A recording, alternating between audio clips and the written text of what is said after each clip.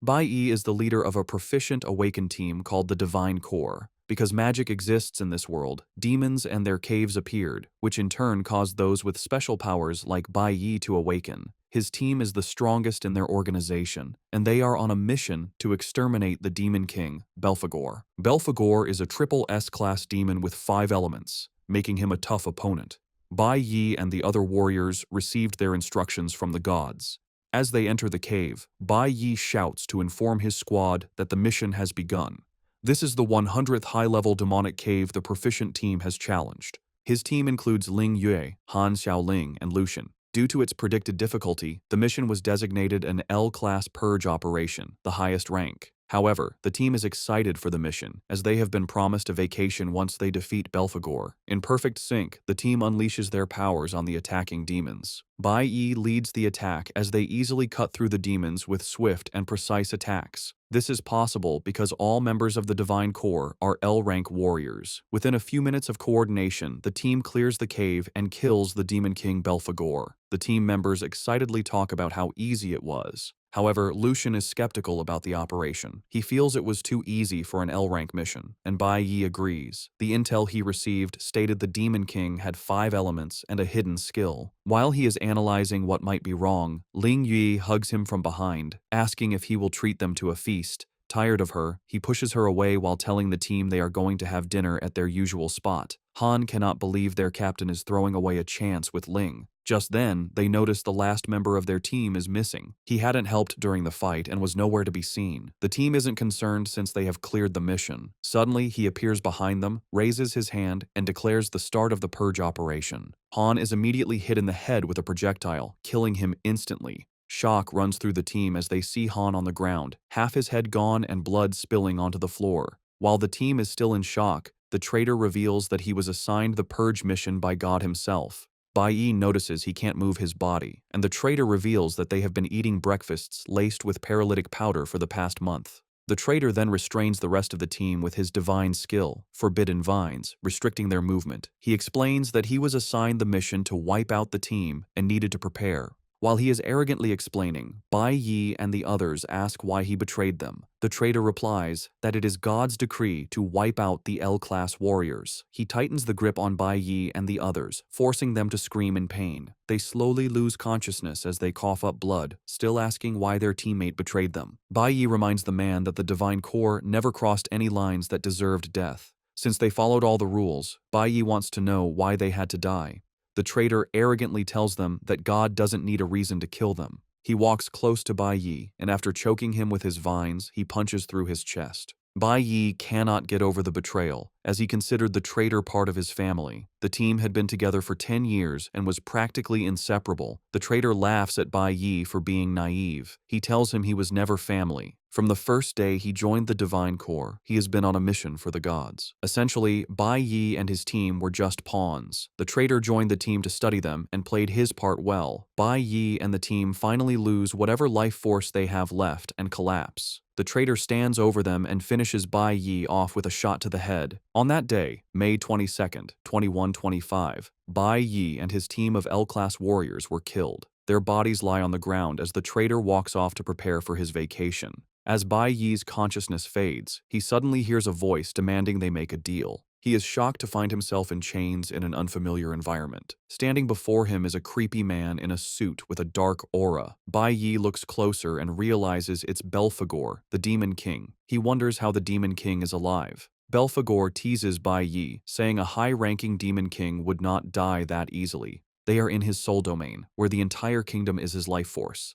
Tired of the Demon King's chatter, Bai Yi suggests they get to business. Seeing Bai Yi's anger, the Demon King proposes a deal. Belphegor reveals that his hidden skill is life regression. He tells Bai Yi he can send him to the past, giving him a chance to change the outcome. After being reminded of how his team died, Bai Yi doesn't hesitate to agree to the Demon King's proposition. He is burning with rage and swears to kill the traitor and the gods who gave the orders. The Demon King is pleased and, in addition to helping him, grants Bai Yi another gift, Belphegor's heart. Bai Yi asks the Demon King why he is making a deal with him, but he is sent off before getting an answer. When he opens his eyes, he finds himself in a classroom with his teacher, Huang, yelling at him. Bai Yi has gone back 20 years to the year 2105. This was when Bai Yi was in the middle school division of the nation's Awakened Academy before his awakening. Bai Yi is surprised that he truly came back to the past. The teacher scolds him for sleeping in class, especially a class right before his awakening ceremony. As punishment, the teacher orders him to stand in the back of the classroom. Still in shock, he slowly walks to the back, staring at classmates he hasn't seen in nearly 20 years. The teacher continues the lesson, explaining the 5 elemental powers: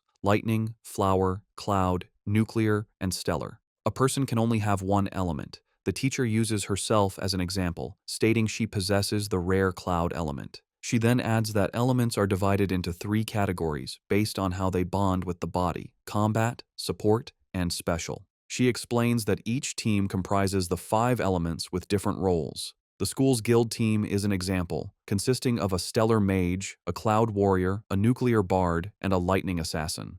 The teacher commends the students for being rare and tells them that Awakening Day is the most important day of their lives. There are nearly 100 known awakened professions, ranked from dust, lowest, to celestial, highest, with ember and abyss ranks in between. The students have just one chance at awakening, and she lets them know the status they awaken with will determine their future. After class, the students prepare for the awakening. Bai Yi runs into a classmate he calls Four Eyes because of his glasses. Four Eyes is being bullied by an annoying student, Hong Xiang Sheng, an E-rank stellar assassin, which makes him popular among his peers. Bai Yi is not surprised, as Hong was always bullying people. Before Hong can bother Four Eyes any longer, the teacher appears. She tells Hong that school is not a place to bully and rob people. Hong arrogantly tries to change the story, telling the teacher that Four Eyes bumped into him and he was only taking money as compensation. He boldly tells Huang he would have gotten her fired if not for the fact that she is attractive. After he's done, he and his friends prepare to leave. Seeing Bai Yi in his way, he shoves him aside. Bai Yi doesn't react, but instead watches the teacher check on Four Eyes. Huang is a good teacher who cares for her students despite her tough exterior. Bai Yi remembers Huang helping him in his past life after he awakened. Just then, Huang is informed it is her class's turn for the awakening chamber. Like a mother, she tells her students to stay calm to avoid injuries. In this world, there are 2 awakening methods. There is a natural awakening, like the one Hong had, which is why he is so arrogant. Natural awakening usually happens to people with strong physical constitutions and talent, activating during extreme emotional moments. The other is the artificial method, where those with potential enter the awakening chamber. The chamber is a product of knowledgeable scientists. Inside, emotions and adrenaline are intensely stimulated. This forces the dormant awakening within potential candidates to activate. Because it only happens once, it is considered the only way for someone to turn their life around.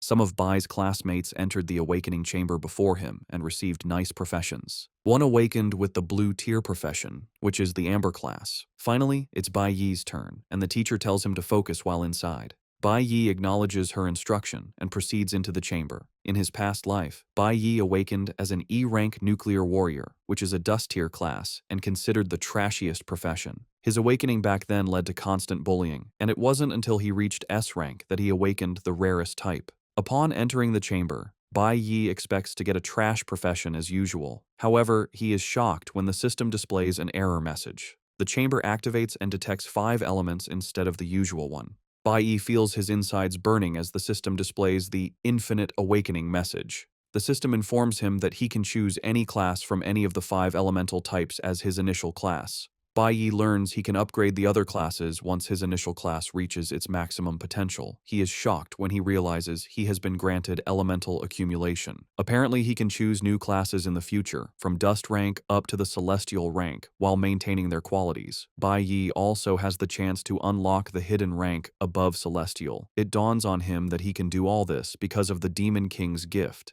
He was given the ability of infinite awakenings, which is unheard of. The system then says all other elemental bars will be cleared once he selects his initial class. After taking his time, Bai Yi picks his class. He steps outside to the teacher, who is excited to hear what he awakened with. Bai Yi tells Huang the disappointing news that he awakened as a nuclear warrior, the worst quality in the green class. Huang is taken aback, but being a good teacher, she still encourages him, saying great men have also emerged from the green class. She urges Bai Yi not to give up, but he humbly tells her there's no need for comfort. Hong overhears the conversation and, as expected, pokes his nose into it.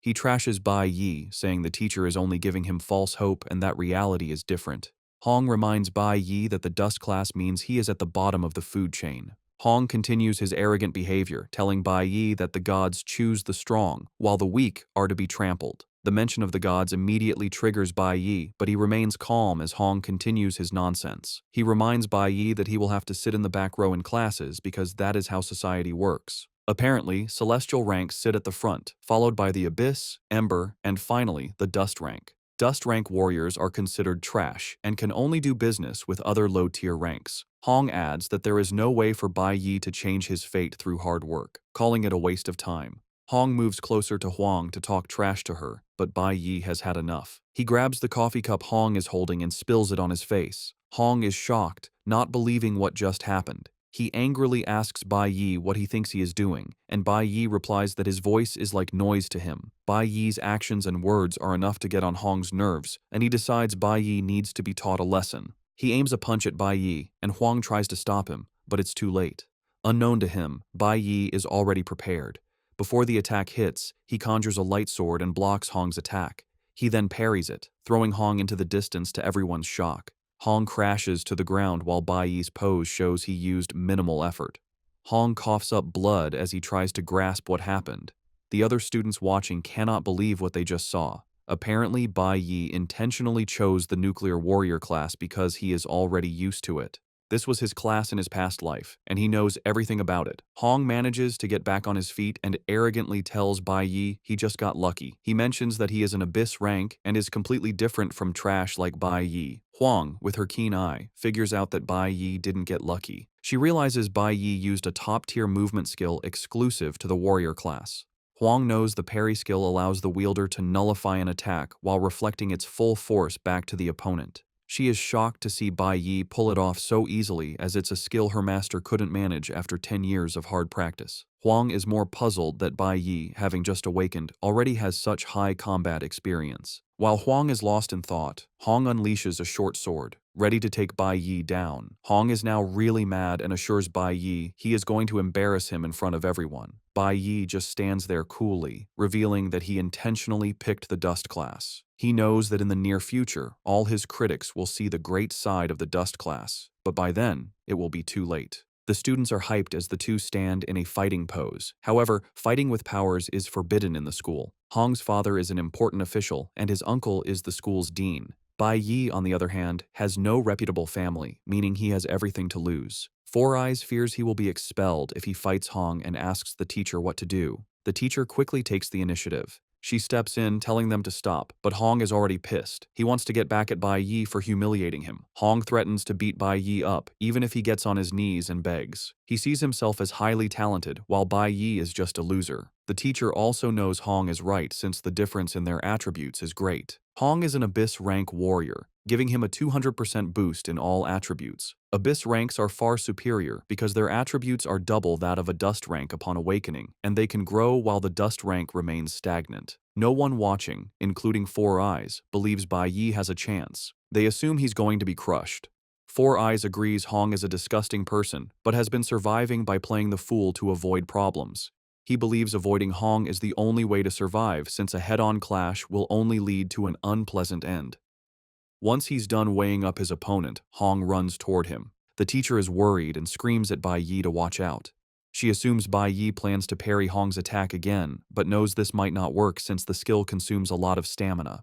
The speed at which Hong is coming will make the parry useless. Even Hong is confident he has the advantage. Bai Yi, however, just smiles. He has no interest in dodging since he has another card up his sleeve. Just as Hong reaches him, he activates the Flash Blink skill. This is an instantaneous flash effect that lets the user pass through obstacles. It's over in the blink of an eye, and before Hong knows it, Bai Yi has hit him in a vital part of his body. He coughs up blood while trying to figure out when Bai Yi got behind him. He slams the ground in frustration and humiliation while the students are left in total disbelief. None of the onlookers caught a glimpse of what Bai Yi did. The only thing they saw was Hong crashing to the ground. Even the teacher had no idea what happened. However, the class president, Chi Yin, actually saw what Bai Yi did. Chi Yin realizes that Bai Yi has mastered the highest level usage of a warrior's basic skill and applied it during the fight. Meanwhile, the students are all questioning what's wrong with Hong. On the status screen, Bai Yi notices one of his attributes increased because he defeated an opponent. However, he is not impressed with the points, considering them too few. He knows that defeating demons is the only way to get higher points and plans to do so as soon as he can. Still struggling on the floor, Hong is not ready to give up.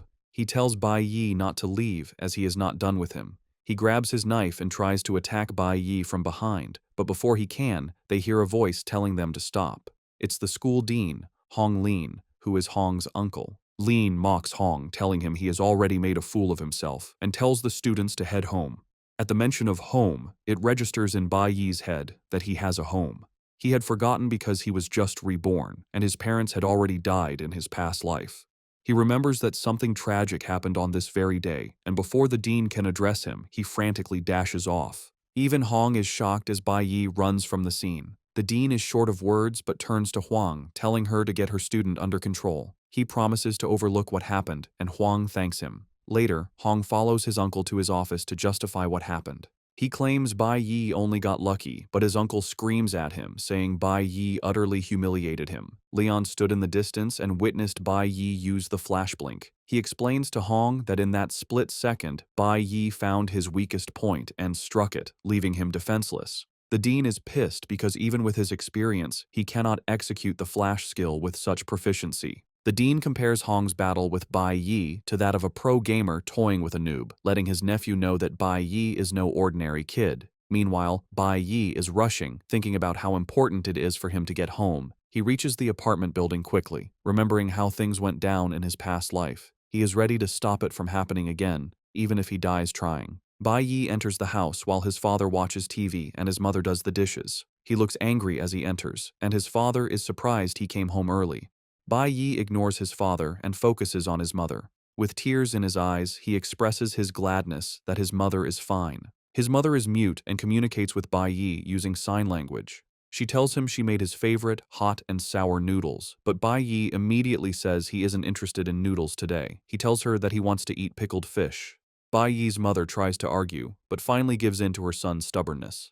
She agrees to get the pickled fish, and Bai Yi offers to follow her, but his father stops him, saying his mother can go by herself. He wonders why Bai Yi came back and didn't greet him. He stands up, gets his alcohol, and asks Bai Yi how his awakening went, eager to hear what his son awakened with. It turns out Bai Yi's father, Bai Lingsheng, is a class electric warrior and is fairly strong, which makes him dangerous. Bai Yi tells his father he didn't awaken that day because things took too long. His father demands to know why he came home early if he hadn't awakened. He mentions being disappointed with his friend's son's awakening class and expects his own son to awaken with the Abyss rank. Lingsheng claims he awakened with the Abyss rank and has poured his sweat and blood into raising his son. Pissed and with a scary aura, he demands to know what Bai Yi awakened with. Engulfed in the aura, Bai Yi lies again that he hasn't awakened. This only makes his father angrier, and he smashes a drink bottle on Bai Yi's head. When he learns Bai Yi awakened with the dust rank, he grows more furious and yells at him. Lingsheng is a violent man who can't control his emotions.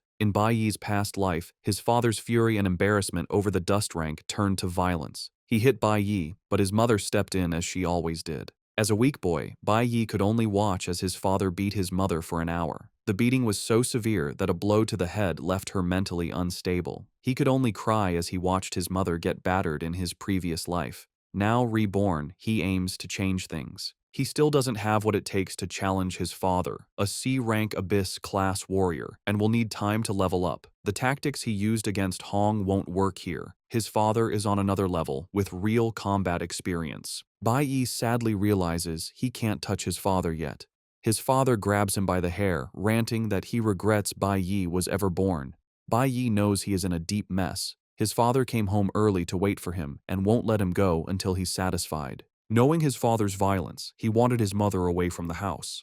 Bai Yi is glad he got her out, but as he celebrates this internally, a blow lands on his head. Things worsen when someone enters the house. It is his mother, the very person he tried to keep from witnessing the violence. His mother is horrified to see Lingsheng pounding on their son's head as he lies on the ground. She had rushed back as fast as she could to feed her hungry son, which explains her quick return. Bai Yi is terrified to see his mother, wondering if history is about to repeat itself. As expected, Lingsheng turns his attention to the poor woman. In a flashback, Bai Yi sits in a prison cell. In his past life, he became the first person to advance from a green to a platinum tier. Because of this feat, his cellmate wonders why he was arrested and brought to a prison for those sentenced to die. Bai Yi's only statement was that he deserved to die because he beat his mother to death. He was sentenced to death for killing his father in revenge for what happened to his mother. Now, in the present, history is about to repeat itself. As Ling Sheng continues his madness, Bai Yi's mother runs to check on her son. Bai Yi knows he is stronger than an ordinary person who wouldn't have survived his father's punch. His mother tries to help him up, shielding him from his angry father. Ling Sheng continues his rant, telling his wife he was happy when she was pregnant. Since his siblings couldn't produce a son, he believed he was destined to restore the family's glory. However, he is disgusted by what followed. His son, his great hope, awakened with the worst class, dust rank. Ling Sheng screams at his wife, reminding her Bai Yi can't advance because it is a trash class. He blames his wife's genes for the result. Ling Sheng loses control and raises his hand to hit her, but Bai Yi won't allow it. He uses Flash Blink to get past his mother and block his father's attack. Ling Sheng is thrown backward and smiles heroically. His mother is worried, knowing what is coming next. Ling Sheng gets to his feet and arrogantly walks toward his son, intending to beat him to a pulp. Bai Yi plans to use the parry attack, but before he can activate the skill, his father's punch breaks through his sword and hits his face. Bai Yi spills blood, bitterly realizing the huge power gap between them. Before he can breathe, another punch comes. He blocks it with his hands, but the shock still injures his ribs. Ling Sheng prepares another powerful strike to put his son in his place, mad that he has the guts to defy him. Bai Yi sees the punch coming, but can't dodge or block it. He only covers his head with his hands as the blow lands. Ling Sheng tells Bai Yi he deserves to die for awakening with a useless class. Yet, Bai Yi remains standing, unwilling to let history repeat itself. Seeing Bai Yi still up makes Ling Sheng angrier. He mocks him, asking if he thinks he's the real deal just because he awakened. Ling Sheng grabs a chair, ready to smash his son. Bai Yi's mother holds him as they brace for the hit. Just then, a commanding voice outside demands they open the door. Ling Sheng is disappointed by the interruption. Bai Yi's mother holds her son, relieved by the break. However, the knock is no surprise to Bai Yi, as he arranged it. Ling Sheng acts tough as he opens the door, but his attitude changes when he sees who is there. Two tough-looking men stand at the door and ask Ling Sheng what took him so long. The two men are inspectorate investigators, Liang and Chen Jin-woo. Liang is the red A-rank deputy captain, while Chen Jin-woo is a blue C-rank. Ling Sheng is shocked to see them, and, while trembling, asks what they are doing at his house. Liang shows him a picture of a wanted criminal named Snow, asking Ling Sheng if he has seen him. Apparently, the office received a call that Snow was seen in the building, so the police are conducting a house-to-house search. Ling Sheng is relieved to hear that he is not the reason for their visit. He smiles, telling them he has not seen Snow. Since Snow is popular and always on TV, he assures them he would report it if he ever ran into him. Just then, Liang notices Bai Yi is in bad shape and asks Ling Sheng what happened. Ling Sheng lies that his son was careless and fell while buying groceries. He taps Liang on the shoulder, telling him not to worry about such trivial matters. Before he can finish, Bai Yi cuts in, telling the officers his father is lying. Bai Yi boldly states that his father hit him, which is why he is all bloodied. 18 minutes earlier, Bai Yi had used the apartment's phone booth to call the police, saying he saw Snow in the building. He knew they would not joke with any news concerning Snow, but he didn't expect them to arrive so fast. He is glad they came, as it bought him enough time. Ling Sheng tries to dismiss his son's words, lying that he doesn't have what it takes to beat his own son. However, Bai Yi counters with the truth. He tells the officers his father hit him in the head with a wine bottle and on the arm with a stool. Bai Yi continues pointing out where his father hit him, telling the officers they can evaluate his body for injuries. He takes it further by quoting their rule of law, stating that awakeners who cannot control their violent behavior and harm others are to be detained in the awakener prison for 15 days. The cops are shocked and impressed by how knowledgeable Bai Yi is. Ling Sheng turns to look at his son with contempt. With everything Bai Yi has said, Liang has no choice but to arrest Ling Sheng. The cops immediately grab him, and when he tries to reach for his son, they tell him to calm down, or they will use force. Ling Sheng is grabbed out of the house, but he threatens to wipe his son out once he is back. Bai Yi ignores him and closes the door as he is dragged away. Once they are safe, Bai Yi's mother runs over to hug him. Bai Yi is relieved that he was able to save his mother. However, he has 15 days to get stronger and promises his mother that Ling Sheng will never touch her again. Before his father was taken, Bai Yi managed to grab the key to his safe. He knows his father has something important inside, as this is how he climbed from E rank to C rank. Later, Bai Yi heads to the safe and unlocks it. The contents were a secret Bai Yi learned after his father died in his past life. He opens the safe and brings out a scary blade.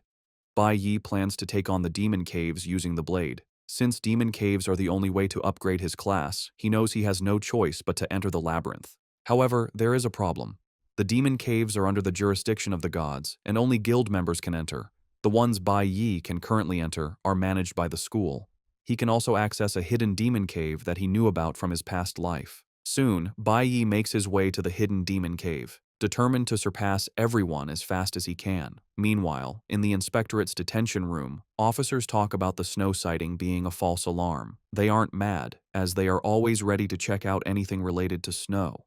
While they discuss, Ling Sheng tries to bribe them for his release. Liang is disgusted by Ling Sheng's behavior, especially since he was a guild member.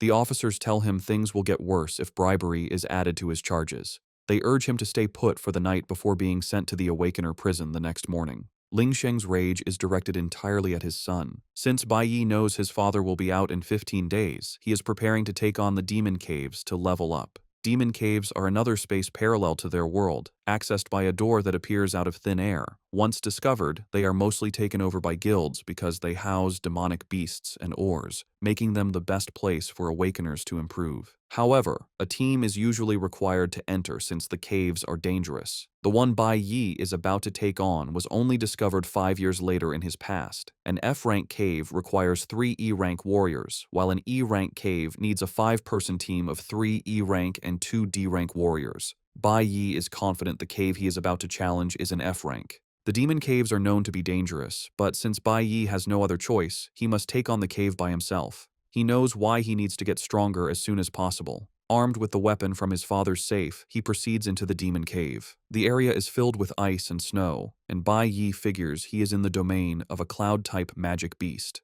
As he strolls through the domain, he soon runs into a sleeping ice bear. In front of it are human skeletons, showing that others might have entered before. While he is looking around, a bloodthirsty forest wolf appears and almost gets him.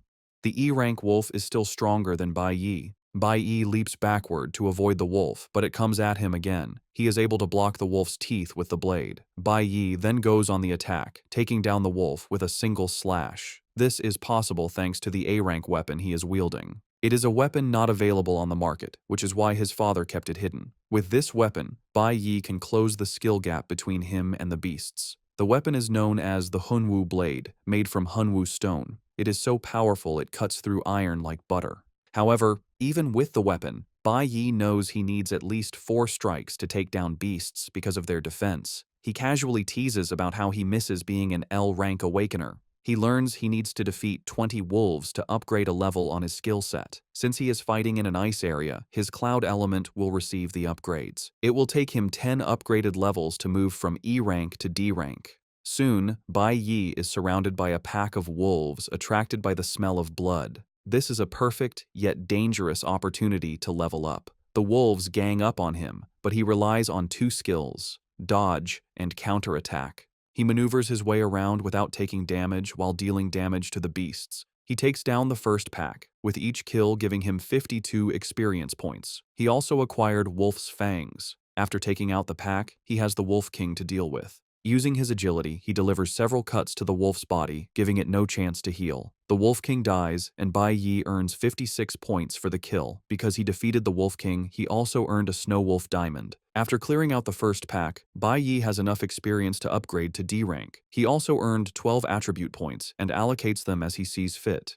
He notices he is already tired after taking out just 20 wolves and is not impressed with how weak E-rank bodies are. He also knows he needs a dimensional backpack to store his loot. Bai Yi admits that taking on a demonic cave solo is difficult. The Snow Wolf Diamond he earned is a durable jewel used to craft special weapons and is expensive on the market. He knows the only way to access a high-tier demonic cave is to join the Divine Core. Since awakening schools are under the guilds, they often send representatives to scout prospective warriors. It is every student's dream to graduate and join a guild. But if a student is kicked off their team, their career is likely over, which is what happened to Bai Yi's father and why he is stuck at C rank. Looking at his current situation, Bai Yi realizes he will burn even more stamina taking on the beasts alone. He is already exhausted. Before he knows it, another pack of wolves appears. He decides to use a trick he has up his sleeve. He runs, and the wolves follow. He leads them into a forest where he cuts down trees to give himself space.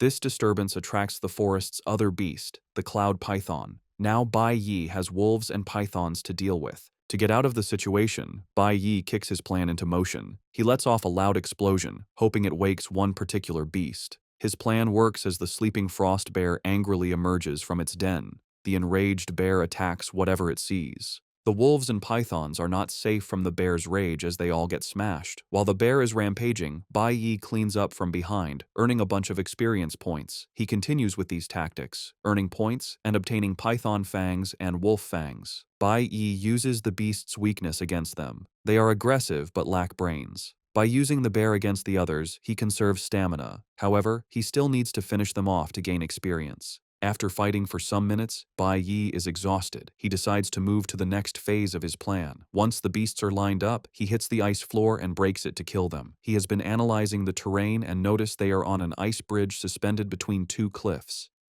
This brilliant plan takes out almost all the beasts in one go. Bai Yi is exhausted but still needs to handle the frost bear and the remaining wolves. The system unlocks a new title for him, 1 against 100. With this title, his stats increase by 10% when fighting multiple enemies. However, Bai Yi is not worried about the frost bear yet. He knows every cave has a final boss and expects it to show up. He has caused enough chaos and wonders why the boss hasn't appeared. Suddenly, an ice spell hits the area. Before he can react, he and the beasts in front of him are hit. Bai Yi realizes his assumption was wrong. The final boss had already awoken and was waiting for the perfect moment when everyone was exhausted. Bai Yi and the beasts are gathered in one spot, making it hard to escape. The spell hits him, and his legs are already frozen. He realizes the ice bridge was part of the boss's trap. The boss put everything in place to show up and reap all the rewards. It dawns on Bai Yi that the cave's final boss is intelligent. The final boss is the Kalen demon monkey, which also has other apes as guards. Almost all of Bai Yi's body is covered in ice, preventing movement while the demon monkey wears an evil smirk. Apparently, the cave is a high-risk one that requires a group of E-rank warriors. With his body completely frozen, Bai Yi fears he might go into hypothermia, which would be his end. The monkey boss raises his hand, points at Bai Yi, and orders his monkeys to attack. Realizing he is trapped, Bai Yi resorts to using the parry skill. Since the parry skill requires precise timing, Bai Yi waits until the hit is about to land. He activates the parry and shatter skills, breaking the ice and blocking the incoming attack. Though temporarily free, Bai Yi knows he is in trouble because he has drained a big chunk of his stamina. The shatter skill lets an awakened use all their energy to break free from control effects, but it consumes a large amount of stamina. Bai Yi figures the demon monkey will need time before using an ultimate skill again, and he must kill it before then. The demon monkey then orders the ice bears and wolves to attack Bai Yi. Since the nucleo element has issues against the cloud element, Bai Yi knows his chances of winning are low. He is low on stamina and getting exhausted. The demon monkey sits like a proper villain while ordering his minions around. Bai Yi knows he will die if more beasts show up. While trying to think of a way out, he is attacked by one of the monkey beasts, which tries to smash him with a club. Bai Yi only manages to block the attack but is pushed back, his knee scraping the ice floor as he tries to maintain balance. The sudden attack causes Bai Yi to lose all his strength, putting him at a serious disadvantage. The ice bear's constant screaming weakens him further. One bear throws an ice boulder at Bai Yi, but he manages to cut it down. However, the cold doesn't help as his stamina has almost hit 0. Once the demon monkey notices Bai Yi is nearly drained, he uses another ultimate skill, the Ice Storm. Bai Yi is shocked, not expecting the monkey's ultimate to have such a fast cooldown. His eyes light up in horror as he stares at the incoming attack. This reminds him that in his past life, he faced life-or-death situations and developed a sense for recognizing opportunities. Bai Yi figures that in his current state, he has 2 options. He can stay and fight, but since his stamina is at its limit and he continues to take damage, he will not survive. The second option is simple: run away. Bai Yi wastes no time picking option 2 and leaps off the cliff. However, the demon monkey hits him with an ice spell that catches his feet, causing him to lose balance and fall instead. With ice formed around him, Bai Yi crashes into the river below. While he is fighting for his life, his mother enters his room back home. She thinks Bai Yi is still sleeping but is shocked to find the room empty. Bai Yi had left home the day before, a Friday, and now it is Saturday. His mom finds a note from her son saying he went to a friend's house. Bai Yi urges her not to worry, but the note only makes her more anxious since she knows he would have told her in person instead of leaving a note. She wonders what is going on with him since he has been acting differently since the day before. The woman is uneasy with several things running through her head. Back in the dungeon, Bai Yi survived the fall. Jumping off the cliff was also part of his plan. He remembers that nearly 100 beasts fell into the river when he broke the ice bridge earlier. However, he only got rewards for 40, which means the others survived. Bai Yi coughs in pain as he drags himself out of the cold river. Though he survived, he is running on very low stamina. He is suffering from blood loss, low temperature, and is in a completely weakened state. His body is also severely damaged from falling from a high place. Without a doubt, Bai Yi knows he is at his limit. As he lies there, he wonders if this is truly the end. Before he knows it, he is surrounded by beasts like the ice bears, ready to finish him off. As they get closer, Bai Yi reminisces. He remembers his time with the divine core, the good moments with his teammates, and his mother's care. He also remembers his father's wickedness and the pain of the traitor's betrayal. A voice in his head tells him this is the end. This is enough for Bai Yi to clench his fists and decide it is not over. He manages to stand up. Just as an ice bear is about to finish him, he raises his hand and stops its giant teeth from closing in. Bai Yi is determined that the bad things from his past life will not be repeated. He has already died once, losing everything. This time, he plans to turn it all around. With newfound determination, Bai Yi smashes the ice bear and throws it into the distance. He lets out a cold breath and grabs his short sword again. His desperate attempt triggers something that can push for a class advancement. Bai Yi stands with a yellow aura swirling around his body, surrounded by monsters. His decision to solo a dungeon and face dangerous beasts was to make himself feel the desperation from his past. This feeling triggers an adrenaline rush, which he hoped would cause a class advancement. Though he almost died, he didn't meet the conditions. However, instead of a class advancement, he learns a new ultimate skill, Nucleo Holy Swordsman. It is well ahead of its time and level. While he didn't advance his class, the skill will be very handy. With this skill and adrenaline, Bai Yi is brimming with energy. He points his sword at the beasts, telling them it is time to be wiped out. One beast moves, and the others follow. Bai Yi remains unfazed and prepares his short sword. As they get closer, he unleashes a swirling, dangerous speed attack called Sanctuary that cuts through all the surrounding beasts in one slash. He cuts them down as notifications pop up, telling him he has defeated ice bears and forest wolves and showing the experience points acquired. After taking out the monsters, he acquires items like Icefield Beasthide, Proud Barebone, and Bloodtooth. The Sanctuary skill clears his fatigue and restores his lost stamina. In addition, Bai Yi gets an upgrade and obtains the Icefield Wanderer title. This provides resistance to cloud element creatures plus a 100 damage reduction, which is exactly what he needs. Bai Yi stares at the top of the cliff, promising to wipe out the rest of the beasts, including their boss. With the flood of experience points, he upgrades to level 9 of the E-class. Bai Yi immediately activates the Icefield Wanderer effect to resist the cold. The Sanctuary skill also allows him to store damage from attacks and then release it on a group of enemies at once. However, he can only use this after taking a lot of damage. He is thankful that the skill restored his stamina. Bai Yi then remembers he needs to finish quickly and return home before his mother worries. He climbs the cliff and makes his way to the demon monkey boss's palace.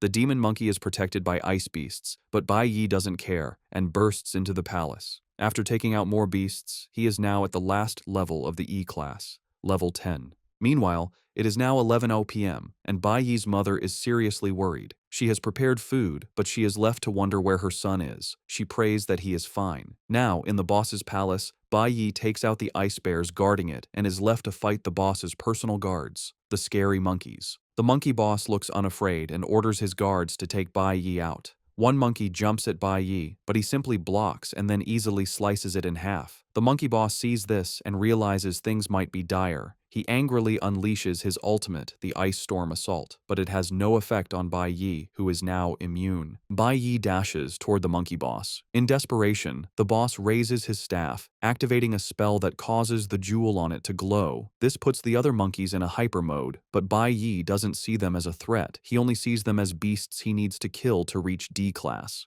Bai Yi cuts through the beasts like they are nothing before relieving the monkey boss of one of its arms. The boss screams in pain as blood spills from the severed limb. Before it can do anything else, it finds Bai Yi looking at it with a death stare. Bai Yi unleashes a series of cuts on the boss's body, defeating it. A notification pops up, telling Bai Yi he has successfully defeated the D-Class Cloud Element user, the King of the Azure Forest, and gained 1,000 experience points. He also advances to the D-Class Nucleo Warrior. After this, he sees items to pick up. Because of the experience he gathered fighting a Cloud Element enemy, the system tells him a new profession is about to awaken. Bai Yi is shocked, having forgotten about this. A red and blue aura emanates from his body. He awakens the Cloud Element Mage profession and can now switch professions at any time. Bai Yi is excited to have awakened a red profession, even at E class. Unlike the Nucleo class with its 100% bonus, the red class comes with 200%. The red class's strength is already on the same level as his current class. Bai Yi then picks up the mage weapon, the Stone of Magic, and finds a magic pouch that can hold 20 items. While he loots, the remaining beasts can only watch. After he is done, Bai Yi looks up and realizes some beasts survived. Since he just awakened a new profession, he decides to try it on them. He switches to mage mode, a red aura coming from his eyes as he prepares to annihilate them. It is now 5 a.m. the next morning, a Sunday. Bai Yi's mother hasn't slept and is sitting in the living room hoping for her son's return. Just then, Bai Yi opens the door, and she immediately stands up. Bai Yi enters, smiling, apologizing for making her worry. His mother runs over and hugs him tightly while crying. Bai Yi is shocked to see she has been waiting for him and hasn't eaten. He then tells her he has good news. While leaving the dungeon, Bai Yi gathered valuable items thanks to the magic pouch he found. After leaving, he meets an ore broker. The broker offers to buy the ore for 800, but Bai Yi counters with 8,000. This shocks the broker. Bai Yi doesn't argue and just takes the ore back. The broker is forced to increase his bid to 2,000, but Bai Yi counters again, demanding 5,000. The broker proposes 3,000 as his final offer. As he says this, Bai Yi starts increasing the price, and it quickly appreciates to 7,000. The broker is still arguing, but when he realizes Bai Yi won't stop, he quickly agrees to take the ore for 7,000. Since Bai Yi is experienced with brokers from his past life, he knows how to deal with them. From the money he got selling the ore, he rents an apartment for his mother. In his past life, his mother fell from one problem to another, but now, Bai Yi just wants to take care of her and make sure she enjoys herself. He concludes the apartment deal in front of his mother, shocking her with the high price. By 8 p.m. that Sunday, they settled into the new apartment. Bai Yi is happy to see his mother smiling, as it has been a long time since he saw her with such an expression. Even with a new apartment and moving up from E to D class, he knows he can't let his guard down because of his father. Bai Yi wants to settle the issue with his father before going after his main target. He then wears a magic stone on his right arm that increases an area of effect magic by 50%. At the same time, Hong is training hard to surpass his limit, jumping from one labyrinth to another without rest. Even when his sister tries to convince him to rest, he slaps her hand away. Hong is prepared to do anything to stay on top. Elsewhere, an unknown person checks the list of newly awakened students, disappointed by the lack of exceptional talent. The next morning at 7:30 a.m., Bai Yi's mother had prepared food for him. Bai Yi is shocked to realize he is running late. He asks why she didn't wake him, and she replies that he was resting so well she couldn't bear to disrupt him. She pats him on the head, urging him to eat slowly. With his mother's comfort, Bai Yi calms down, realizing it has been a long time since he slept peacefully or had an unhurried breakfast. Just then, his mother asks if there is anything he wants, like a toy or a book. Bai Yi is surprised by the sudden offer of gifts. His mother reminds him that his birthday is next Friday, June 5th. It dawns on Bai Yi that she is right, but he totally forgot, as it's been too long since he last celebrated. After his mother died in his past life, no one celebrated his birthday again, and he gradually forgot about it. As he eats, Bai Yi racks his brain to think of anything he wants, but is left confused since he already has what he truly desires. His next and most important goal is to kill the traitor who caused his and his team's death. When Bai Yi gets to school, he learns they are preparing for the combat simulation. The teacher stands before the newly awakened, telling them about it. He explains that the academy is supervised by the Divine Guild, who will be watching their every move. The combat simulation is the best way to impress them. He tells them it will serve as the school graduation assessment and will be broadcast live. The best performer will get to participate in a training camp with the high school division. The camp happens only once a year and is the best opportunity to connect with the Divine Guild. The school usually organizes the best students from middle and high schools to travel together to the Shanghai Nation, where the Divine Guild headquarters is. Bai Yi remembers the Shanghai Nation as where he met his master and where the traitor was born. However, the traitor never met his master since he joined the Divine Corps after him. Bai Yi knows he must get high scores in the assessment to get into the training camp, giving him more chances to find the traitor. The simulation battle is this Friday, 4 days away.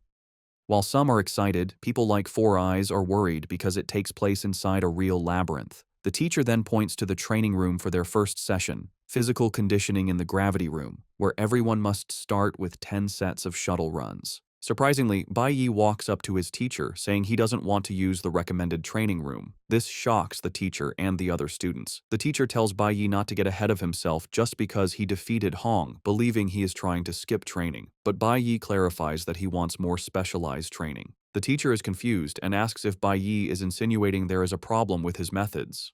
Bai Yi reveals that physical conditioning is necessary for most awakeners, so the gravity room isn't a bad option. However, he believes the shuttle run is only best for classes like assassins and warriors, which require speed and coordination, and not everyone needs this. He tells the teacher that classes like mages and chanters are better suited to train in the element room. He adds that everyone should be allowed to train differently since their classes are used differently. The teacher hears this and points out that Bai Yi is basically teaching him his job. Qian overhears and is shocked. She realizes Bai Yi's proposed training method is the same one a Divine Corps training officer, Mr. Dong Yang, mentioned. However, it's a new method, and she would only know about it because her father brought home the videotape. Qian is surprised that Bai Yi came up with the same idea. Specs tells Bai Yi to avoid being blunt with the teacher, who is the school's most authoritative trainer. Instead of getting angry, the teacher pats Bai Yi on the shoulder, smiles, and says the training method he mentioned is interesting. The teacher then explains that with so many students, it would be difficult to cater to everyone's specific needs in the short term.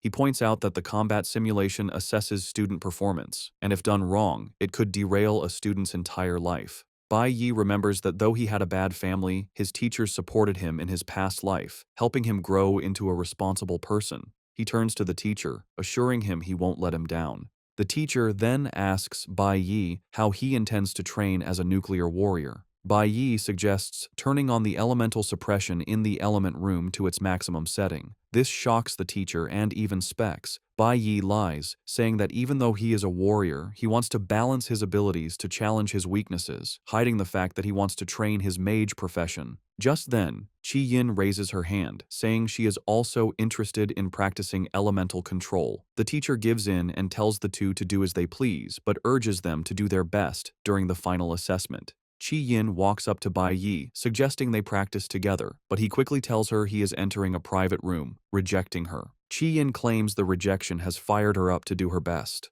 While training in the elemental room, Bai Yi has some difficulty, as he is still new to the mage profession, but plans to master it in the short time he has. He also plans to hide his ability to switch professions since the school is under the god's supervision, and every student's move is watched. He wants to avoid becoming an early target for the gods. Meanwhile, Qi Yi trains with only 1% elemental suppression, thinking she can rival Bai Yi's strength. Bai Yi is also not ready to interact with his classmates, wanting to protect them. After school, Specs and his friend catch up to Bai Yi, telling him to slow down. The two were Bai Yi's best friends in middle school in his past life. Because they were all weak, they shared the same fate of being bullied. Having his weak friends around was the only happy moment he had in middle school. Now aiming for revenge, Bai Yi doesn't think he needs social interactions. To get away, he gets on his bicycle and rides off, leaving them behind. They can't believe he ran off again, as they were supposed to be an unbreakable trio. Specs points out that Bai Yi has totally changed since the awakening, now seeming like a confident person. Moments later, they catch up to Bai Yi, who is waiting for them. He tells Specs to get his lungs checked when he is free. The two are happy he finally stopped, but Bai Yi shatters their hopes again, telling them they are too slow to keep up with him.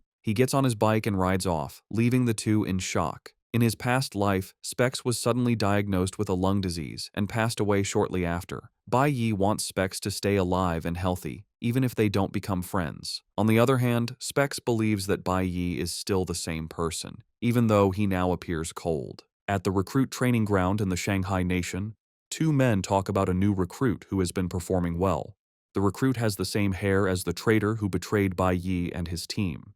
That evening, when Bai Yi returned home, he told his mother to avoid going out alone. He assures her that he will always return home early with groceries. Bai Yi is worried because he knows the environment is not entirely safe for his mother and he needs to provide a better place for her. At the Awakener's prison, Ling Sheng is already making a deal with one of the chefs. The next day, Tuesday, Bai Yi has managed to familiarize himself with how mages operate, realizing the key is casting time and calculating the required elemental power. While he is pushing the training room to its limits, his friends are struggling with shuttle runs. The training continues the next day, and afterward, Specs and his friend ask Bai Yi to join them for dinner. As expected, he bluntly refuses, saying he needs to return home early. However, he leaves his friends with some advice, telling them a secret technique for archers. The friend, who is an archer, rejoices after hearing the advice. By Thursday, Specs visits the clinic, where the doctor tells him he is very lucky to have come in. The doctor informs him that a fast-growing parasitic tumor is in his lungs. The doctor tells Specs to schedule surgery at a major hospital soon to have it removed.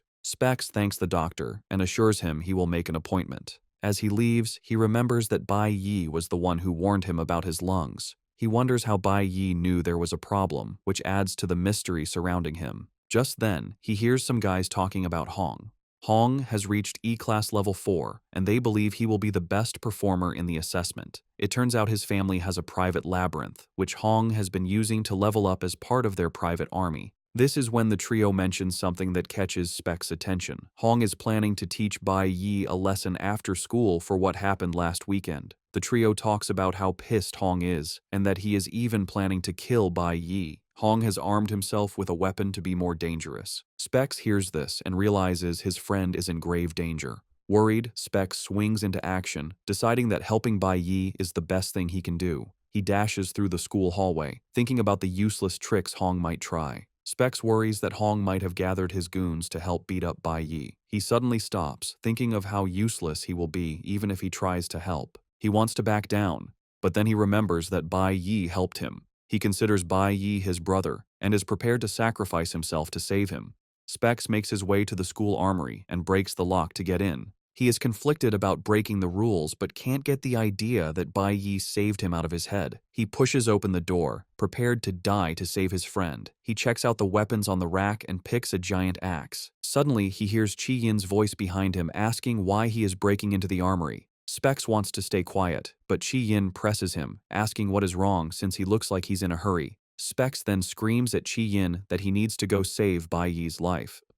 Meanwhile, Bai Yi has noticed he is being followed, but he reaches an alley before telling whoever it is to step out. Hong steps out, looking menacing with a sword in his hand. He tells Bai Yi that he is there to settle their score. Bai Yi turns with a pitiful face, asking Hong if he thinks he has what it takes to defeat him. Hong replies that he is positive he can take Bai Yi down. He says this while dashing toward Bai Yi with his skill called Accelerate. Hong claims he has been training non-stop since the incident. In addition to accelerating, Hong activates another skill to appear behind Bai Yi. Just before he can land a hit, Bai Yi moves very fast out of the way. Once there is an opening, he grabs Hong and smashes him to the ground. Hong gasps in pain, realizing Bai Yi's attack power is far higher than his own. He cannot believe this is possible, and Bai Yi tells him he is not the only one who has been training. Bai Yi whips out his dagger and smashes it into the ground beside Hong's head. Hong finally realizes that Bai Yi is well ahead of him in power and strength. They may be the same age, but Hong figures out the menacing figure in front of him is someone he can never surpass. Hong is shocked that Bai Yi leveled up too and screams at him, asking what his level is. He refuses to believe it, asking how he did it. Hong reveals he engaged in extra training just to get to level 4, which took a lot of hard work. He can't believe Bai Yi is still faster.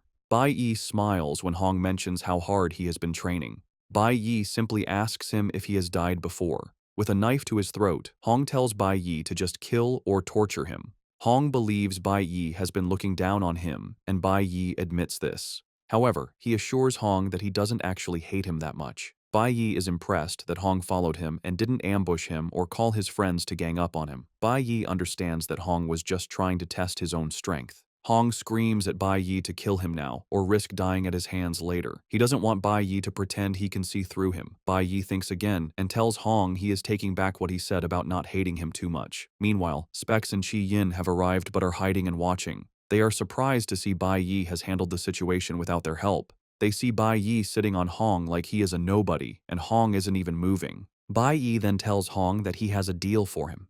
He lets Hong know there is a way for him to get stronger, but in return, he has to do something for him. The next day, Friday, is the assessment day. The teacher tells the gathered students that it is time for the combat simulation. He explains that even though it is a simulation, they will enter a real labyrinth. Although most of the labyrinth's power has been sealed, there are still dangers. The teacher urges them to act according to their capabilities since there are many dangerous monsters inside. To ensure the students are safe, high school students have been assigned to guide them. The seniors will not fight, but are expected to intervene in the face of danger. A team of 4 to 5 people will be formed with a senior student leading them. They can choose between E-class and F-class dungeons. However, the E-class dungeons are much more difficult, and the teacher urges them not to try one if they don't have the strength. He adds that failing the challenge will result in the loss of academic credits, showing how important it is. After giving the instructions, the teacher tells them to start choosing their dungeon level. He asks the students to raise their hands if they want to challenge the E-class dungeon. A total of 8 students, including Chi Yin and Hong, raised their hands for the E-class dungeons. Specs is surprised that some students are crazy enough to take on the dangerous dungeons. Out of 180 students, the teacher announces that 8 have volunteered. He lets them know the rest will be randomly distributed to the F-class dungeons. However, Chi Yin notices that Bai Yi didn't raise his hand. Just then, Bai Yi walks up to the teacher, saying he would like to challenge the school's D-class Spirit Jade dungeon. Everyone is stunned when Bai Yi makes this declaration. When Bai Yi declared he would challenge the school's D-class Spirit Jade dungeon, a shocked silence filled the room. His teacher stared, speechless at the absurd request. Among the stunned students, Hong Qiansheng and the class president, Chi Yin, looked on in disbelief. The teacher quickly recovered and told Bai Yi he must be joking, stating that no one challenges a D-class dungeon right away and refused his request. However, Bai Yi's intense gaze showed he was completely serious. Just then, the dean of the junior high division, Hong Liang, stepped forward. He explained that D-class dungeons are very dangerous and normally for high school students who have reached D-class or higher. Unfazed, Bai Yi countered that the combat simulation rules allow students to choose their own level. He continued, saying the school's purpose is to find exceptional talent for the Divine Guild, and the criteria for such talent include bravery and strength. Bai Yi then asked if the dean really intended to deny him the chance to demonstrate those qualities. Cornered by Bai Yi's logic, Dean Hong Liang gave in slightly but presented a new problem. All dungeons must be entered as a team. Bai Yi immediately replied that he could do it alone. This angered the dean, who declared that solo entry is forbidden by school rules to ensure student safety. Just as the situation hit a stalemate, Chi Yin raised her hand and confidently announced she would also choose the D-class dungeon, her face looking determined. Dean Hongliang, clearly agitated, questioned Chi Yin's decision, asking if she had lost her mind and worrying how he would face her father if she got into trouble. Chi Yin stood her ground, explaining that she also wanted the highest possible score and was eager to test her abilities. With a confident wink, she turned to Bai Yi and offered to team up. To her complete shock, Bai Yi bluntly refused, saying he planned to clear the dungeon by himself. Before Chi Yin could react to being rejected again, the teacher stepped in, placing a hand on both of their heads. He stated that Bai Yi's refusal was invalid, forcing them to form a team. The dean, sighing in frustration, reluctantly agreed, muttering about how arrogant the new students had become. The teacher then pointed out a new problem. Since their team only had 2 people attempting a dangerous dungeon, it was unlikely any senior students would volunteer to supervise them. Just as it seemed their challenge was impossible, a hand shot up from the group of seniors. A charismatic young man stepped forward with a charming smile, declaring that the flowers of the motherland always need someone to protect them. The teacher's expression turned to relief, and he told the volunteer that with him there, he could finally rest easy. Chi Yin, now next to Bai Yi, recognized the senior who had volunteered. She told Bai Yi his name was Zeeling and mentioned he had almost joined the prestigious Ultimate School team. As Zeeling approached them with a smirk, Bai Yi wondered who this person was and what that team even was. When Zeeling was in front of him, Bai Yi simply stated that he had never heard of him. This comment amused Zeeling, who thought to himself that Bai Yi was just an ignorant peacock, eager to show off without understanding his limits. With the final team ready, the teacher addressed all the students. He announced the teams were assigned and the combat simulation was officially beginning, creating a large glowing red portal. He explained their progress in the dungeons would be live-streamed by professional drones, monitoring their every move. With a final word of encouragement, he urged them to do their best and see who would get the highest score. As the students prepared to enter, Bai Yi stared forward with intense determination. The Awakened Academy was established on the site of a massive, conquered demon cave. Over time, this major cave created many smaller, lower-level portals within the school grounds, used by both junior high and high school divisions. These new dungeons, with power levels mostly between F and D class, served as perfect training grounds for the students. As students like Specs and his friend entered their portals, the combat simulation began. Inside their portal, Bai Yi, Qi Yin, and their senior supervisor Zeeling were followed by a drone. Bai Yi was aware the simulation was being broadcast and that his every action was recorded. He knew he had to control himself and not reveal all his trump cards, especially when facing unknown threats, thinking of the gods who were watching. His reason for choosing this challenge was clear. The Spirit Jade dungeon held something he desperately needed. The team arrived in a dark forest, standing on a cliff's edge. At their feet were the remains of a thorny vine, glowing with faint green energy, evidence of their first victory. Zeeling confidently stepped between Bai Yi and Qi Yin. He told them not to worry, as he would protect them, boasting he had experience clearing even unsealed D-class dungeons with other powerful awakened. As they went deeper into the forest, Qi Yin asked Zeeling how strong the monsters in a D-class dungeon were. He explained their levels range from E5 to D5. However, since the school's dungeons have their strongest beasts sealed, it was unlikely they'd face a true D-class monster, and there wouldn't be a boss. He added with a grin that they shouldn't underestimate high-level E-class monsters, as their attack power and speed can be strong.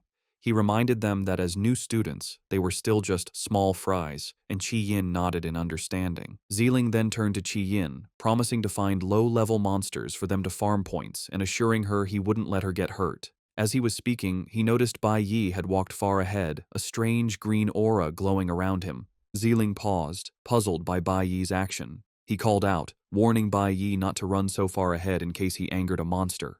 Bai Yi stopped and turned back, bluntly telling Zeeling he was being too noisy, which left the senior speechless. With a confident smirk and glowing eyes, Bai Yi told Zeeling to just stay back, as his help wouldn't be needed.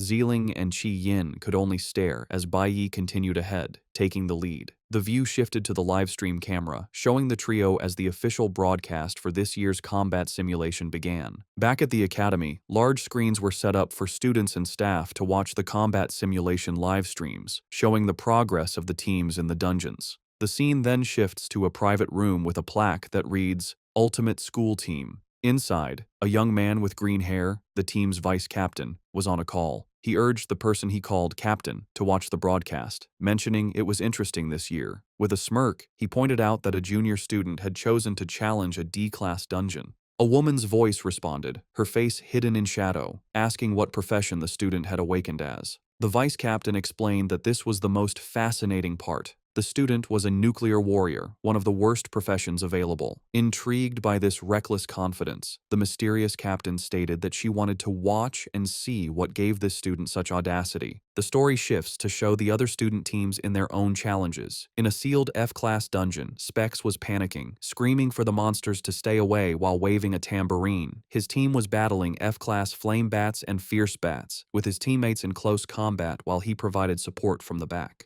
A senior student supervising his team told him not to be so tense, reminding him his role was to provide buffs from a safe distance. Specs, however, was still terrified, exclaiming how frightening even the lowest-level F-class monsters were. Meanwhile, in a sealed E-class dungeon, the threat was greater. Teams were facing packs of fierce fangs, wolf-like beasts crackling with elemental energy. Hong Qinsheng's team was struggling, with several members wounded on the ground. A healer tended to one of the injured, asking if he was all right. Seeing his team in trouble, a determined Hong declared that if they couldn't handle it, he would take on the beasts himself. Fueled by his rivalry, he charged at a fierce fang, shouting that he would absolutely surpass Bai Yi. A red status window appeared as he struck, showing a skill that boosted his strength, critical hit rate, and lifesteal, pushing him to his limit. The scene cuts back to the sealed D-class dungeon where Bai Yi had just unleashed a powerful attack, a green slash of energy cutting through the air. He stood calmly, surrounded by the bloody corpses of several fierce beasts. System notifications confirmed his kills, with each E-class monster granting him 30 experience points. His teammates, Ziling and Qi Yin, watched from a distance in disbelief, their supervisor stammering as he asked how Bai Yi had possibly done it. Before he could answer, a new threat appeared. Two massive, multi-eyed spider monsters crawling toward them. Unfazed, Bai Yi simply explained to Qi Yin that the monsters here were sealed and had only half of their power, which was why they weren't too difficult to handle. Qi Yin, still in awe while watching him wield the large blade from his father's safe, argued that even at half strength, he had fought many opponents at once. She admitted that she was still a long way from reaching his level. As he turned to face the next challenge, Bai Yi told her it was pointless to compare herself to others. With a calm and focused expression, he advised her to concentrate on improving herself. Amused by Bai Yi's blunt words, Qi Yin smiled brightly, clutching her spellbook as she declared that she would do her best. Ziling, however, watched from the side with a scowl, fuming that this arrogant junior was stealing the spotlight. He stepped forward, trying to reassert his authority by reminding Bai Yi that this was a D-class dungeon and he shouldn't get overconfident. Patting Bai Yi's hair condescendingly, Ziling acknowledged his performance was good for a first-timer, but warned him that this dungeon had 3 caverns and wouldn't be so easy. He began to give tactical advice, ordering Qi Yin to deal with monsters from the right. Without pause, Bai Yi interrupted, stating that he would take the left side, leaving Ziling flustered and ignored. The team now stood in a large cavern with the bodies of defeated beasts. Before them, the path split into 2 tunnels, and at the far end of the cavern, a massive, glowing red magical seal pulsed. As Bai Yi ignored him and spoke directly to Qi Yin, Ziling's frustration grew. Bai Yi asked Qi Yin if she could handle the lower-level monsters on the right path by herself. Sidelined, Ziling could only watch, thinking how disrespectful this junior was. Bai Yi explained to Qi Yin that the purpose of the simulation was to test their individual abilities, and she needed to prove her own strength. He then asked her a simple question. Didn't she want to get a good score? That was all the motivation Qi Yin needed. Her expression became firm as she declared that she understood and could do it. With the plan set, Bai Yi walked down the left path alone, while Qi Yin and Ziling took the right. Watching Bai Yi's back as he left, Ziling's face twisted with rage. Muttering a curse, he decided that if Bai Yi wouldn't learn the easy way, he would have to be taught a lesson the hard way. In a flash of golden light, he summoned a glowing bow, his intentions clearly turning malicious. Back in the viewing room, the teachers and students were watching Bai Yi's live feed in amazement. Screenshots from the drone footage showed him single-handedly taking down hordes of E-class monsters. One viewer exclaimed that it was incredible how many beasts Bai Yi had already defeated. A teacher asked what his current level was, and another replied that his official report still listed him as E1, though his real level was unclear.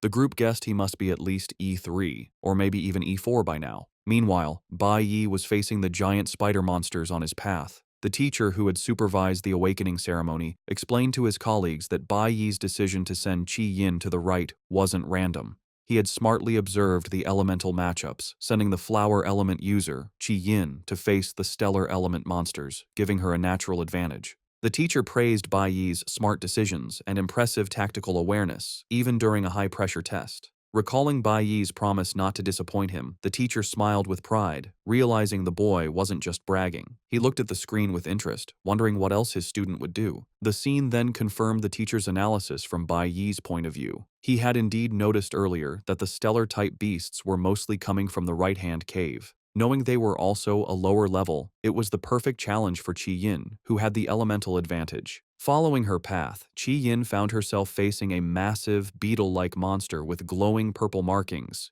The creature charged at her fiercely. Reacting quickly, she slammed her hand to the ground and cast a spell, shouting, "Vine Wall!" Thick, thorny vines shot up from the earth, wrapping around the monster and holding it. Despite the successful spell, Qi Yin's face showed great effort and determination as she prepared her next attack, screaming for another wave. With another fierce cry, Qi Yin commanded the thorny vines to tighten. They squeezed the massive beetle monster, crushing its shell, drawing blood, and inflicting a deadly poison effect. The creature fell, defeated. A system notification confirmed her successful kill of the E-Class Starbug and awarded her 30 experience points. Qi Yin clenched her fist in triumph. Her face lit up with pride as she exclaimed that she had done it again. From the entrance of his own path, Bai Yi had been watching her progress. He noted that mages, even at the E-Class level, already have their basic class skills. In Qi Yin's case, it was the ability to create a poisonous wall using plants, a skill known as Vine Wall.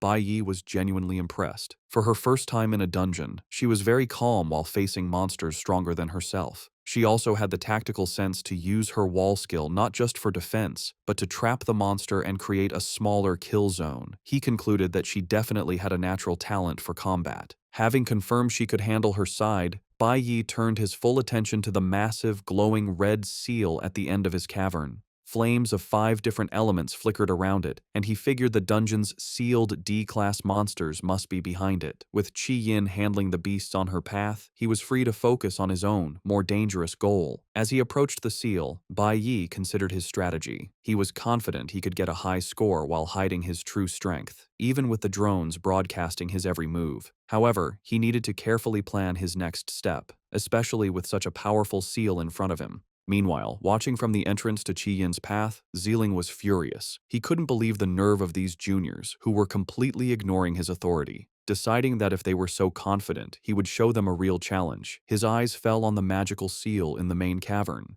In an instant, he appeared behind Qi Yin. Drawing his golden bow, he aimed not at a monster, but at the ground in front of her. With a malicious grin, he declared that they should try this, and unleashed a bright arrow of light. The arrow struck the earth with explosive force, narrowly missing Qi Yin but blasting a deep, dark hole in the ground. Qi Yin spun around, confused by the sudden attack. Ziling, pretending to be innocent, casually asked why she had dodged, claiming he was just trying to help her by adding a buff. But from the new pit, a menacing growl echoed, and the glowing shape of a massive creature emerged. Before Qi Yin could react, a ferocious, two-headed lion leaped from the chasm, charging at her with terrifying speed. A system window identified the beast as a level 11, D-class twin-headed violent lion. The sudden appearance of such a powerful, unsealed monster left Qi Yin frozen in terror. Sensing the sudden surge of powerful demonic energy, Bai Yi immediately spun around, his attention drawn to the noise on Qi Yin's path. The twin-headed lion, now fully emerged, roared as its body burst into flames.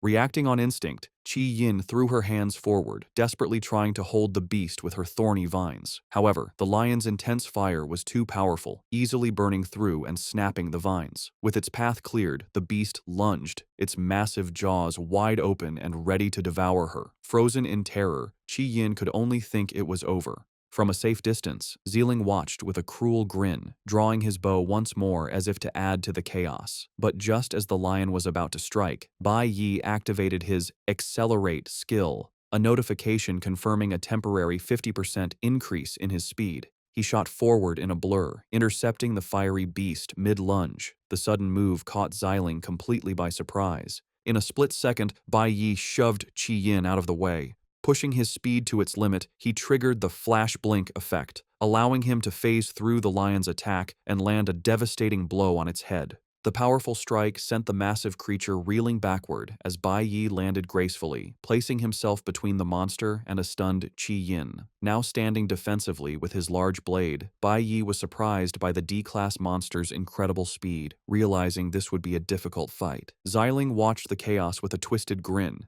thinking he knew this dungeon inside and out. He was aware that while most D-class monsters were sealed, there was always one leaked twin-headed lion that would spawn. He gloated to himself, convinced that no matter how arrogant these rookies were, they stood no chance against a true D-class monster. His sinister plan was revealed as he thought about the final detail. The lion had been enhanced by his own skills. A glowing red status window appeared over the enraged beast, confirming Xiling's trick. The lion was in a light arrow state, its gravity reduced, and its damage and speed massively increased. Xiling mentally called it the fastest twin-headed lion. Another status window showed the lion was also berserk, granting it another 10% attack and 50% speed boost. Facing this impossibly strong foe, Bai Yi's expression turned grim. Clutching the dagger from his father's safe, he wondered if he would be forced to reveal his full strength to survive. Turning to Qi Yin, he told her to retreat to a safe distance, saying this was a monster she could not handle. Qi Yin looked on with frustration and anger at herself, cursing her hesitation from moments before. The massive, flame-covered twin-headed lion leaped into the air, hurtling directly towards Bai Yi and Qi Yin. Just as Bai Yi prepared to face it alone, Qi Yin, her face full of fierce determination, thrust her hand forward and shouted her spell, "Vine Wall!" In an instant, thick, thorny vines shot up from the ground, catching the lion midair and wrapping tightly around its body. Not letting up, Qi Yin poured more power into her spell, screaming for another layer. With a final roar, she unleashed a triple-layered vine wall, completely trapping the fiery beast and temporarily stopping its attack. Bai Yi looked on, surprised by her sudden display of power.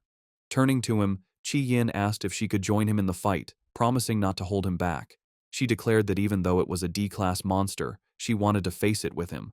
From the sidelines, Xiling watched in disbelief, wondering if the girl had lost her mind since she had almost been eaten just moments ago. A small smile touched Bai Yi's lips as he commented on how quickly she had adjusted, admitting he thought she would have been paralyzed with fear.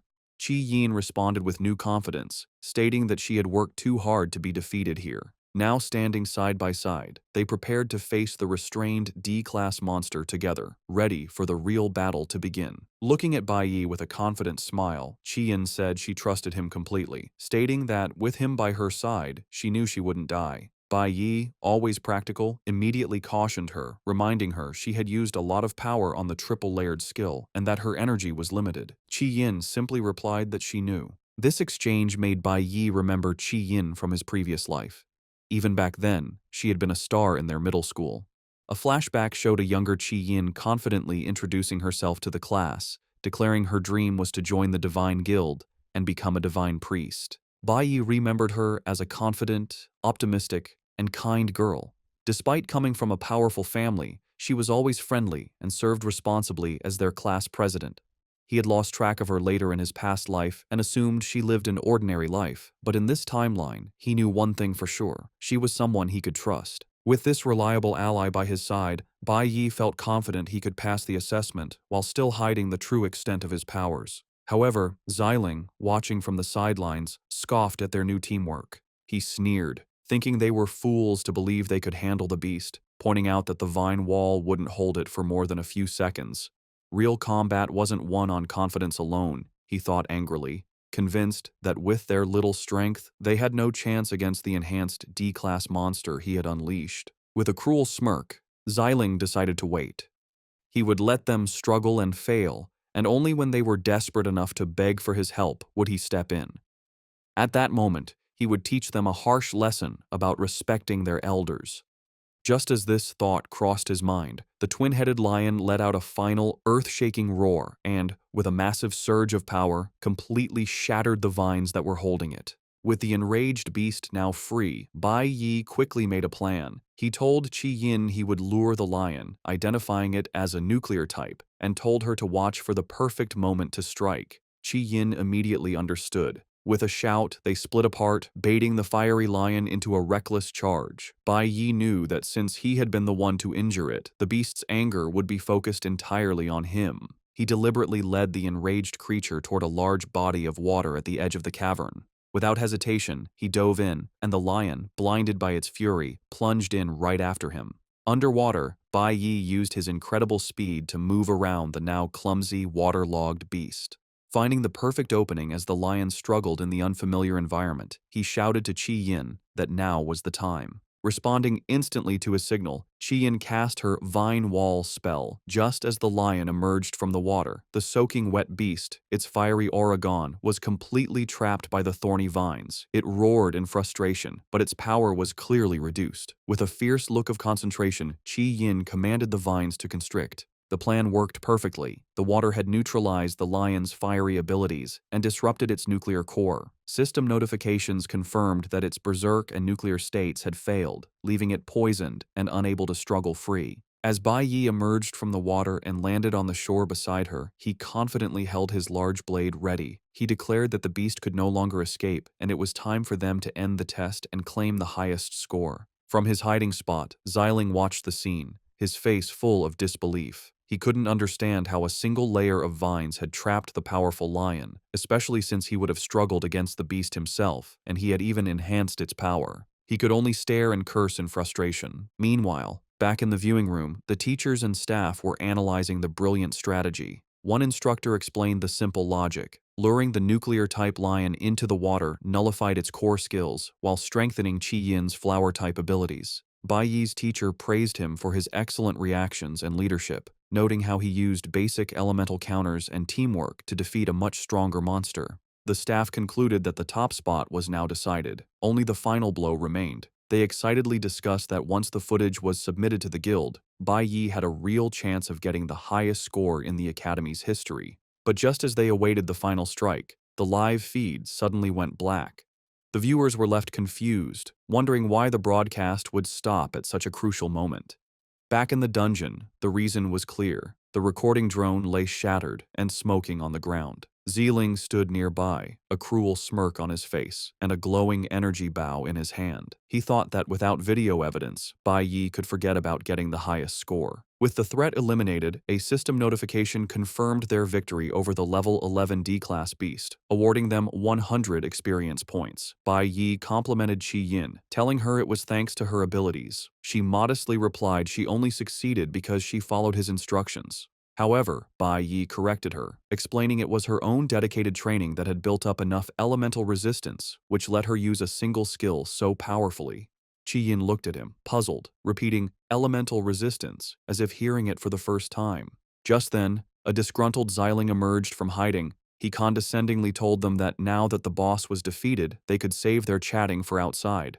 Bai Yi and Qi Yin simply turned to face him with cold, unimpressed stares.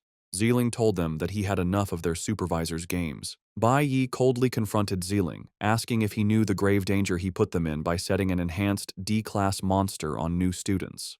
Xiling, turning away, tried to deflect blame, claiming he intended to buff Qi Yin, but she had dodged.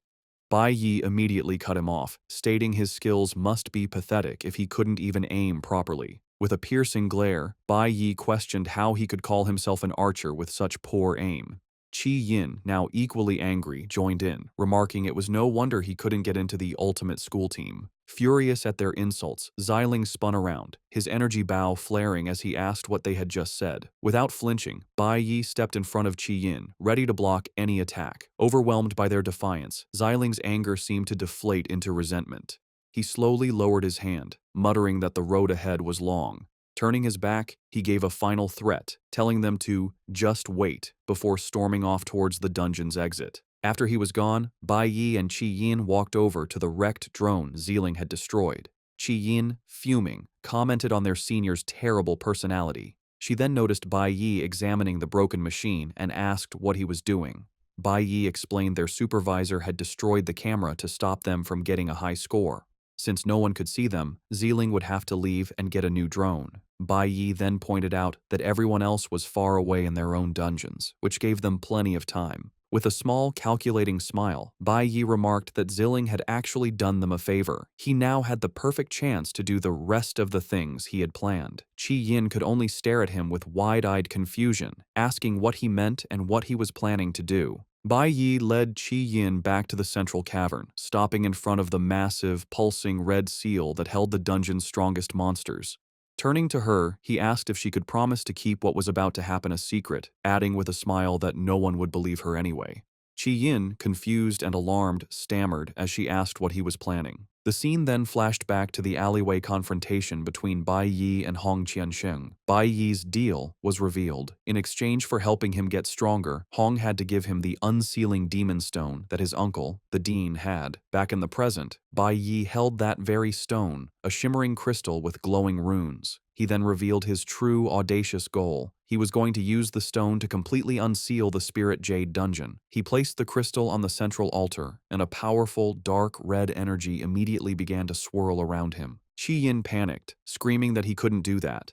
She reminded him it was a D-class dungeon, and if he broke the seal, all the high-level monsters would be released at once. As the dark energy intensified, threatening to shatter the seal, Bai Yi calmly told her not to worry, explaining the monster's power would still be partly suppressed by the seal's remaining energy. Qi Yin was not convinced, arguing that even so, there was no way the two of them could handle that many D-class monsters. "It won't take two people," Bai Yi stated calmly. As he spoke, a red string bracelet on his wrist began to glow, and a powerful fiery aura erupted around him. Qi Yin could only stare, stammering in utter shock as she witnessed the impossible. Bai Yi stood before her, no longer a warrior, but a mage, holding a glowing staff and surrounded by magical energy.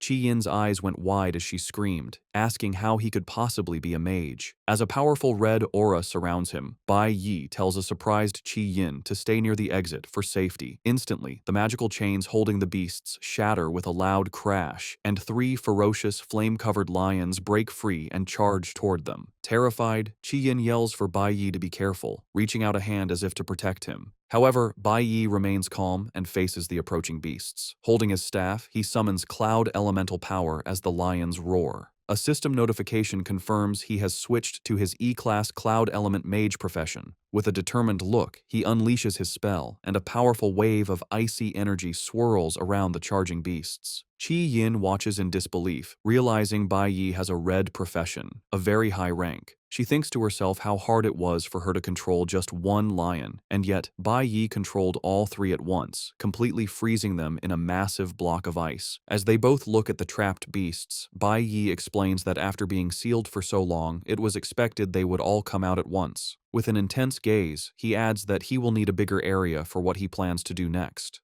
Understanding her role, Qi Yin clenches her fists and agrees to Bai Yi's plan, quickly retreating to a safe distance. From the broken seal, a new wave of fiery, panther-like beasts emerges, their paws thundering across the ground as they charge forward with glowing red eyes. A much larger and more intimidating monster, a D-class fierce flame leopard, appears and towers over Bai Yi. Bai Yi confronts the beast head-on. He assesses the situation, noting that while the monsters are D-class, their strength has been cut in half from being sealed for so long. As a mage, he uses his ice-forming skill, a technique that turns moisture in the air into solid ice to control enemies. He thinks to himself that his first step is to restrain all of them. As the giant shadow of a beast looms over him, Bai Yi decides it's time to change tactics. A system notification appears, and he switches his profession back to nuclear warrior, preparing for a direct assault. Now in his nuclear warrior form, Bai Yi dodges a powerful lunge from a D-class fire sword beast, a green aura flaring around him as he narrowly avoids its attack. With a confident smirk, he internally mocks the beast for trying a sneak attack on him. As another fiery beast charges, Bai Yi activates a skill, disappearing in a flash of green energy, just as the monster strikes where he once stood. In a brilliant display of power, he instantly reappears, having switched back to his cloud element mage profession, staff in hand and ready to cast another spell. A close-up reveals one of the beasts completely encased in jagged, cracked ice. Watching from a safe distance, Qi Yin is stunned, wondering how he can switch between professions so freely. It is in this moment that she has a profound realization. Seeing him fight now, she finally understands why he insisted on training in the element room. He was practicing his elemental resistance. She reflects on her own magic, realizing she used to believe strength came from raw power and casting spells often. However, after watching Bai Yi's masterful display, she understands that true strength lies in controlling one's power. Qi Yin thinks about how elemental power comes from nature and is wild and difficult to tame. She now sees that only by gaining complete control over one's elemental power can a person unlock more versatile and powerful techniques. She watches in awe as Bai Yi manipulates the ice he created, turning a basic skill into a weapon and launching shards at the trapped beasts. A spark of understanding and determination glows in Qi Yin's eye. Bai Yi stands calmly. Before him, the entire horde of monsters is trapped, wounded, and defeated within his ice constructs, a testament to his incredible skill. Qi Yin can only look on, amazed that he has already mastered his abilities so completely. Watching Bai Yi's absolute mastery, Qi Yin lowers her head and clenches her fist, a shadow falling over her face. She thinks to herself that he has already left all of them far behind. However, as she reflects on his power, her look of despair softens into a gentle, blushing smile. She admits to herself that he is incredibly cool. Just then, the ground begins to tremble from a massive, thundering footstep. From the depths of the cave emerges the dungeon's true final boss, the Spirit Jade Demon Cave Lord, a colossal D-class fierce mammoth with glowing red eyes and a dark, menacing aura. A status window confirms its level and notes its attributes are halved because it is still in a sealed state. While any other student would be terrified, Bai Yi looks on with intense, glowing eyes, completely unfazed. He thinks to himself that the beast has finally appeared, revealing he had been expecting it. The mammoth lets out a roar and charges forward, leaping over the ice constructs that held the other defeated monsters. In response, Bai Yi is surrounded by a swirl of green energy as he switches back to his nuclear warrior class. He declares internally that the very thing he needs is on this beast. He stands his ground, ready for a final confrontation as the massive creature barrels toward him. In a stunning display of speed and power, Bai Yi leaps into the air and delivers a precise, powerful strike to a vital point on the mammoth's forehead, landing a critical hit that draws blood. Bai Yi drives his glowing green dagger deep into the mammoth's tough hide, drawing blood with his powerful strike. He lands gracefully as the colossal beast recoils, now bleeding from several wounds. With a grim expression and blood on his face, Bai Yi internally notes that this sealed level 15 mammoth is weaker than the level 10 monkey boss he fought before. Roaring in pain, the wounded mammoth thrashes its massive head and charges at Bai Yi in a blind fury, its powerful stomp cracking the ground beneath it. Undeterred, Bai Yi moves with incredible speed, unleashing a relentless series of attacks and landing multiple critical hits on the beast's vital points. Overwhelmed by the assault, the mammoth finally stumbles, its massive body beginning to fall. Sensing victory, a new power awakens within Bai Yi. His eye begins to glow with a brilliant golden light, and he is suddenly surrounded by a powerful, fiery aura. Holding his dagger ready, he prepares to unleash a devastating final attack. Activating his title, 1 against 100, Bai Yi unleashes his ultimate skill, Sanctuary. A massive, horizontal wave of golden energy erupts from him, sweeping through the cavern and engulfing the mammoth and every other monster in its path. The colossal mammoth can only roar in terror as the overwhelming power washes over it. The attack is so powerful that it not only hits the final boss, but also destroys the other beasts still trapped in Bai Yi's ice constructs, instantly killing them. A flood of system notifications appears, confirming the defeat of multiple D-class monsters, twin-headed lions, fierce flame leopards, and fire sword beasts, awarding him hundreds of experience points for each kill. The final notifications confirm the defeat of the level 15 D-class fierce mammoth, which grants him a massive 1,000 experience points. He also loots valuable materials, including fiery beast bones and a high-grade material called the Jade Tooth, used for forging E-class nuclear weapons. Standing in the now-cleared dungeon, Bai Yi holds a crescent of pure golden energy in his hand. His personal status screen is displayed, showing a significant increase in experience across his flower, cloud, nuclear, and stellar elemental bars. With his objective seemingly complete, he casually dismisses the golden energy with a flick of his wrist and turns to leave. As he walks away, he looks down and sees a peculiar item left behind where the mammoth's body vanished, a pink, yin-yang shaped stone. A system notification identifies the item as the responsive jade stone, a pair of jade stones with a special function. Staring at the precious object, Bai Yi thinks to himself that he has finally obtained it, revealing this was his true goal for unsealing the dungeon all along.